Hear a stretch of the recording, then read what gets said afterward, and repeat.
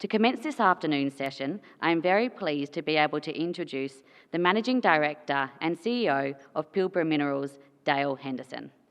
Dale joined PLS in 2017 as Chief Operating Officer and became MD and CEO in 2022. Dale is an experienced mining executive with a strong track record of delivering positive financial outcomes for resource businesses and complex operations. He has played an instrumental role in leading Pilbara from project developer to an ASX 100 company operating the largest independent hard rock lithium operation in the world. Over to you, Dale.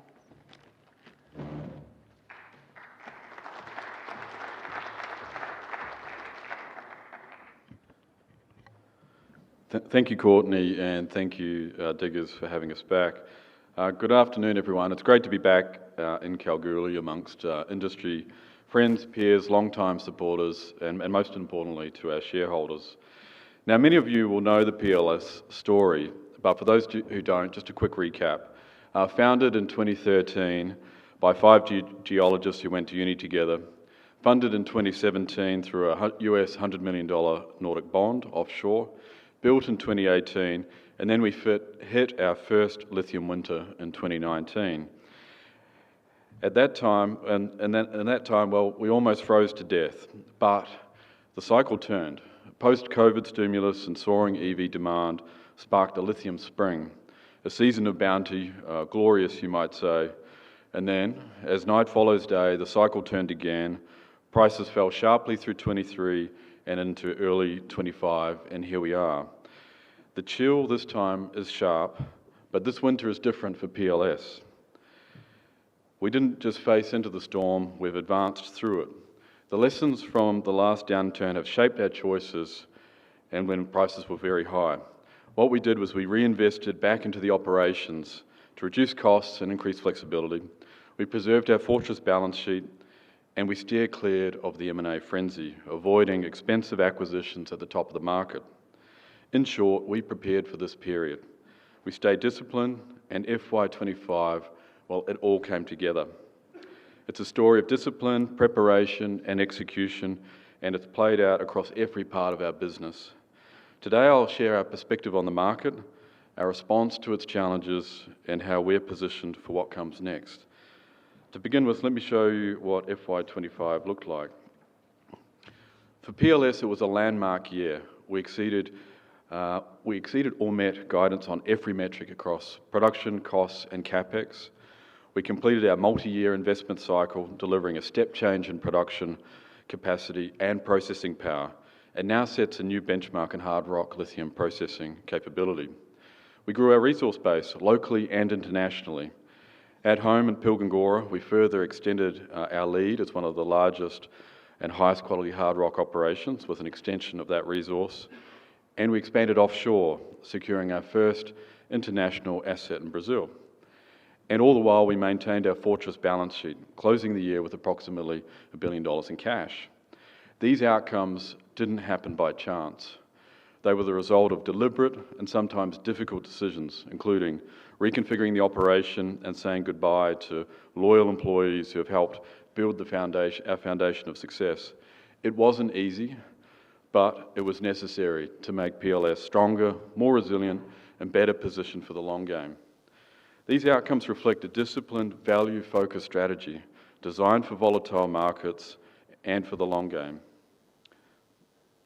Taken together, FY25 wasn't just the strongest year, it was a transformational one. Now, with the market reset underway, strategic optionality matters more than ever, and that's exactly what our extended global footprint provides. At the centre is Pilgora, a Tier 1 asset now fully transformed, delivering scale, lower cost, and flexibility. From Pilgora, we supply a diverse portfolio of Tier 1 chemical converters across Asia, reinforcing deep and long-standing customer relationships. In Brazil, we've established a strategic beachhead at Kina in the emerging lithium province of Minas Gerais. This positions us to serve the Atlantic Basin with reach both into Europe, North America, and locally, being the growing domestic market in Brazil. Our JV with POSCO adds another dimension: downstream chemicals, ex-China positioning, and access to one of the few fully integrated battery ecosystems outside of China.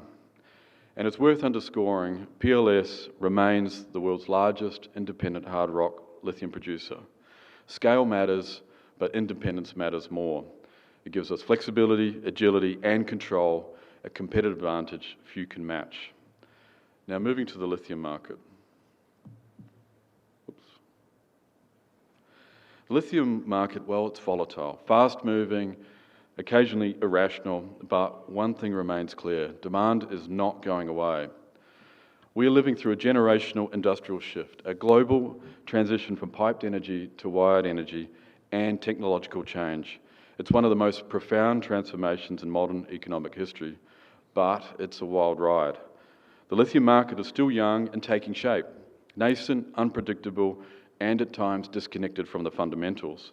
And over the past year, we've seen pricing fall well below industry's cost base, capital tighten, more projects shelved or delayed, and supply contracting further. This is all part of a broader market reset. And while there are now signs that the lithium winter may be thawing, volatility still remains high and visibility remains limited. But that's normal for an emerging market. And it's exactly why scale, balance sheet strength, and strategic optionality, the foundations that PLS has deliberately built, matter more now than ever. This is the slide I want you to remember, because it captures the central tension defining this moment for the lithium industry. The very top line is the long-run expectations for the average price for the industry, care of benchmark.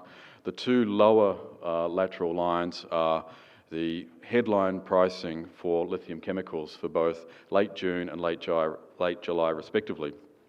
So as you can see, pricing remains well below break-even for much of the global lithium supply base, even with the recent price uptick. It's not sustainable, and the impact is being felt through production cuts, delayed expansions, and capital is retreating from the sector. Meanwhile, well, demand continues to grow. Electrification isn't slowing. If anything, it's broadening across mobility, energy storage, and even now, next-generation technologies like AI. This is the lithium paradox. On the one hand, we've got market pain, being prices being too low and unsustainable to support the current industry, let alone invest in the future industry. That's the market pain. On the other side, well, that's the strategic gain for those who are ready and able to respond. Well, PLS is one of those companies.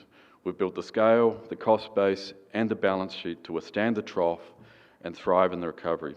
As prices rise, well, we're positioned to capture margin, not chase it. We've seen this before too, and during the last cycle, our shareholders, they were handsomely rewarded through the upcycle. But this time, our leverage is even stronger, with nearly double the production capacity we had then.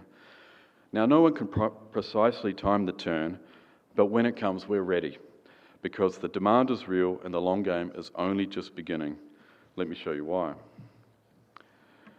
The demand story remains robust, and it's accelerating across multiple fronts. 5 million EVs sold in the second quarter of this calendar year, a 28% increase year on year. In China, the world's largest auto market, EV penetration exceeded 50% across May and June, with year-to-date sales up 33%. And I just ask you to think about EV sales are meant to go down this year. It's been quite the opposite. As it relates to energy storage, well, it's surged 46% year on year across the first half of this calendar year. It is the sleeping giant, well, it's awakening. And then separate to that, more broadly, the global clean tech investment is forecast to reach US $2.2 trillion this calendar year. So these aren't one-off spikes. This is structural, durable growth playing out in real time. And importantly, it's not just cars anymore. Clean tech is expanding into heavy industry, grid resilience, AI infrastructure, and more. The electrification wave, well, it's building. And what comes next could potentially stretch the lithium supply chain further, more than anything we've ever seen before. We're entering potentially another wave of lithium demand, and it's coming fast, albeit it's in its infancy. Think AI and robotics, grid-scale energy storage, vertical e-mobility like EV tolls or flying cars. They aren't distant possibilities. They're arriving now. You may have seen the robot half marathon earlier this year. This is not science fiction. This was a real event held in Hong Kong. It featured over 20 two-legged robots competing with 12,000 humans. Battery swaps were allowed, but they came with time penalties. The winning robot clocked 2 hours and 40 minutes, which I reckon that's not bad for a humanoid. This little guy didn't do well. I think he's complaining about his shin splints or running shoes, like any good runner. But good on him. Then there's the Jetsons moment. Flying cars are progressing to commercial deployment in Thailand and China. And yes, one of them has been promoted by, here's the eVTOLs here. And one of them has been promoted by a well-known influencer. I don't know if he actually helped or hurt the marketing campaign. I think it looks like he hurt the marketing campaign with that one. The bottom line is, it's no longer just an EV story. It's an energy story, a mobility story, a technology story, and lithium is at its center of all of it. That's why we're not just riding the cycle, we're positioning for beyond it, scaling up, diversifying our platform, and positioning PLS to serve what we think is a multi-decade wave of demand. And for PLS, well, FY25 wasn't just a year of change, it was a year of disciplined delivery. Our team delivered with conviction. Operationally, record production, unit costs dropped 10% quarter on quarter, and P1000 was commissioned, optimized, and brought online, setting a new benchmark for hard rock lithium processing. We also established a $1 billion RCF facility, reinforcing the balance sheet. And then strategically, well, we entered lithium hydroxide production via our JV with POSCO in South Korea. We've also expanded globally, securing our first offshore asset in Brazil in the premium mining jurisdiction of Minas Gerais. These results were not delivered in calm conditions. Not at all. This performance was delivered under pressure, and it speaks volumes to the maturity and the resilience and capability of our team. We haven't wasted this part of the cycle. We've used it to fortify our foundations, expand the operating platform, and position PLS for what comes next. And at the center of that delivery is Pilgora. It's the engine room of our growth, the platform behind our strategic reach, and an asset we've continued to enhance. And in FY25, well, it wasn't just about performance that improved. The asset itself became even stronger. Pilgora has been upgraded again. Total resource now 446 million tonnes, a 23% increase in contained lithium, and an improvement in grade. This milestone reinforces our position as a Tier 1 operator, and once converted to reserve, it's expected to deliver even greater mine longevity. But it's not just about size, it's about how we extract value. This year we ramped up the largest whole-of-ore lithium sorter in the world. It's a first-of-its-kind deployment at this scale, redefining hard rock lithium processing. Now, why does it matter? Well, it enables us to capture a higher volume of ore from the ore body and to achieve higher lithium recoveries. These two in combination lead to lower unit costs and potentially a longer mine life. That's shareholder value creation in action. Now, let me show you what it looks like for a short video. Now, there's a shot of the mine initially. Draw your attention to the wall at the back. You can see the white being the ore against the black host rock. Of course, drill and blast. But that white versus black host rock, that's the challenge around extracting ore efficiently and being able to capture all the ore from the ore body. Hence, cue the ore sorter. That's really the first benefit. The ore sorter helps us capture more of the ore out of the ore body. Then it helps clean it further to improve recoveries. What you see here is the ore sorter in action, discriminating ore from non-ore using two different methods of determination. And that really is the secret sauce. But as I say, it's not been done at this scale. Here's a quick shot of the P1000, and here we have product flowing out the back, heading out to happy customers throughout Asia. And it's be timely for me just to say a big thank you to the team at PLS. The P1000 expansion was an enormous brownfields expansion delivered this year very successfully in what was a very tough market backdrop, but it was delivered on time, under budget, and ramped up successfully. So a full credit to Brett McFadgen and the full operating team, Paul Laybourne, who leads the projects team, and the full broader PLS team. It's been an incredible year delivering what is just a game-changing platform of infrastructure which has been delivered this year. So well done, team. Now, moving to chemicals, FY25 marked a major milestone for PLS, where we became a lithium hydroxide producer, care of our joint venture together with POSCO. Now, it's a vision we've held since 2018, and this year, well, it came to life. Both trains are now operating to specification and producing battery-grade material, progressively, but they're both being progressively ramped up.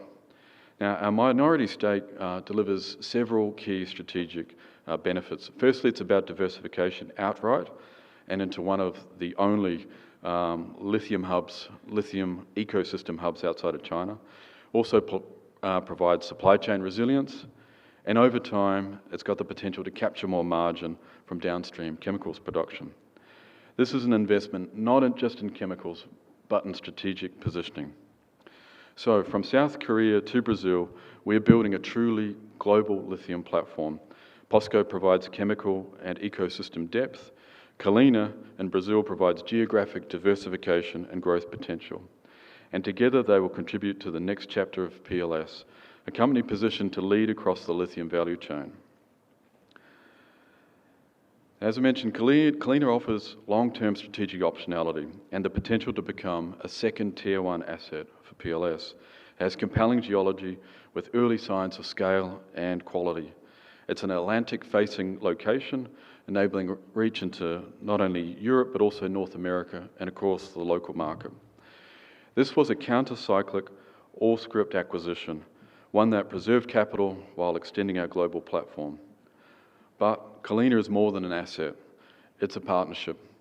We were proud to welcome an exceptional Brazilian team into the PLS family, a group whose capability, energy and local insight are already shaping Kina's next phase. We're building on the strong foundations they've laid together.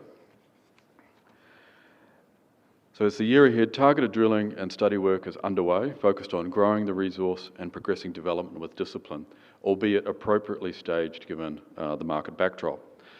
Now, Kina reflects the essence of our strategy in this part of the cycle. It's about investment with discipline, building optionality and positioning for growth for when the market is ready. Now with that, let's turn to the year ahead. In FY26, our focus shifts to realising the full value of what we've built. The foundations are in place, now it's about delivering, optimising and advancing with discipline. Our priorities are clear. Drive strong operational performance across the Pilgora platform with a sharp focus on volume, lifting lithium recoveries and reducing our unit cost even further. Secondly, it's about advancing our growth options prudently with measured increments delivered with discipline. Thirdly, it's about supporting our downstream exposures and JV involvement. And then lastly, it's about strategic partnerships, maintaining long-term premium-aligned relationships with the best in the business. The path forward is clear, focused investment, disciplined execution, positioned for the rise. That brings me to my final comments. We are living through an extraordinary moment in history. The lithium industry is expanding rapidly, powering one of the greatest industrial transformations of our time. The shift from piped energy to wired energy is reshaping markets, supply chains, and industries. Yes, it's volatile, but it's also exciting, and its direction is unmistakable. PLS has emerged in service of this change, and a young industry still finding its form. Well, we've had to forge our own path, using the cycle as leverage, not as a limitation. We've invested in our operations when prices are high, we've preserved our balance sheet when others stretched, and we've stayed true to our strategy, even when our conviction was tested. Those decisions made with discipline, not hype, it all came together in FY25. Today we stand stronger, with more scale, a lower cost, more resilient platform, and greater strategic reach than ever before. But above all else, we have our great people. Their capability, conviction, and culture have carried us forward, and they will take us further still. We've advanced through the storm, and now we're positioned not just to rise with the cycle, but to help shape its future. Thank you very much.